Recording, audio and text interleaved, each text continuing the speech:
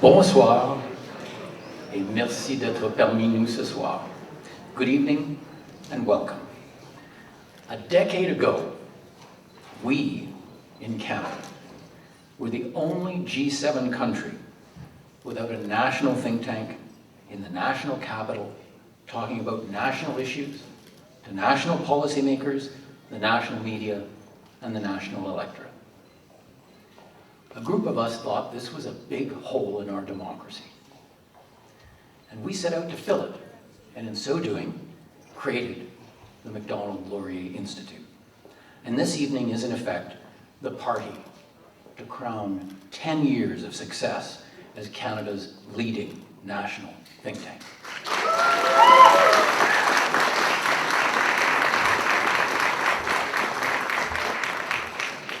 As this great country that we all love so much grapples with discontent amongst Western Canadians, serious turmoil in Indigenous relations, an uncertain economic outlook, an unpredictable neighbor, a diminished role in global affairs, and threats from the world's despots, we plan to keep MLI, or Emily as she is affectionately known within the Institute, we plan to keep Emily at the forefront of the discussions about how to wrestle successfully with these problems. I'm sure some of you are asking yourselves, sounds good, but does anybody notice what you do?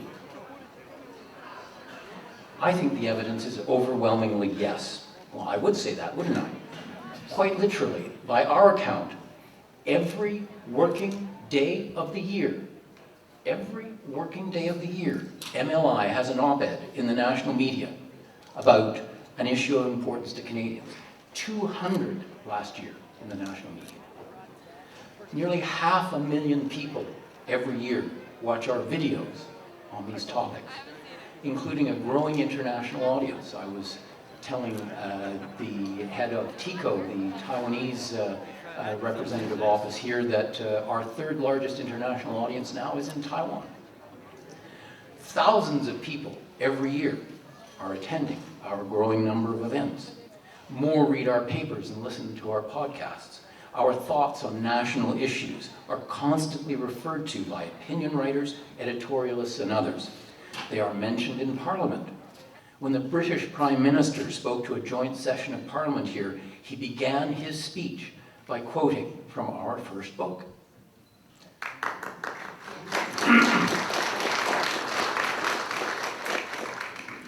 But so what? So what?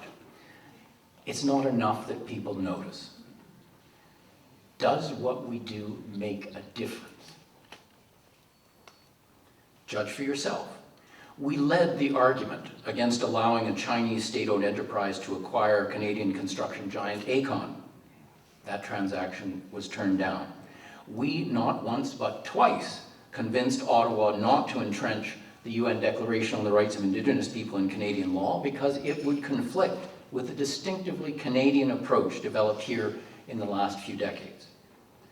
As a result of our justice system report card, Alberta was forced to release data they were trying to keep from the public about Indigenous incarceration rates, and several provinces were required or ended up being forced to promise inquiries into their justice system's performance and failings. The Russians, my favorite, the Russians tried unsuccessfully to intimidate us with legal threats over our work on disinformation and misinformation and manipulation of public opinion. We have stared down Vladimir Putin.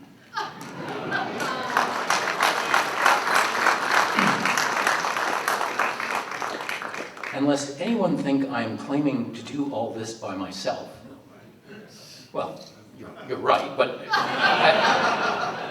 let me disabuse you. Over the past decade, we have assembled the most dynamic team in the country on public policy.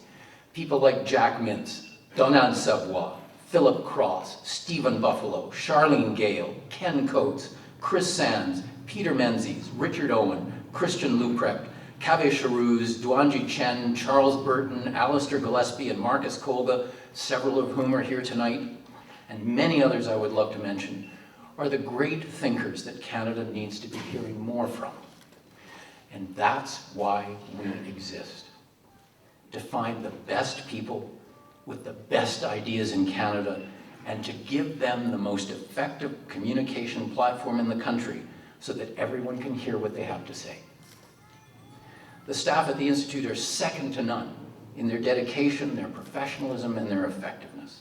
We have won just about every major international think tank prize or recognition there is, as well as many domestic accolades, and increasingly people who care about the quality of public policy are seeking to partner with us, including the generous sponsors of tonight's event.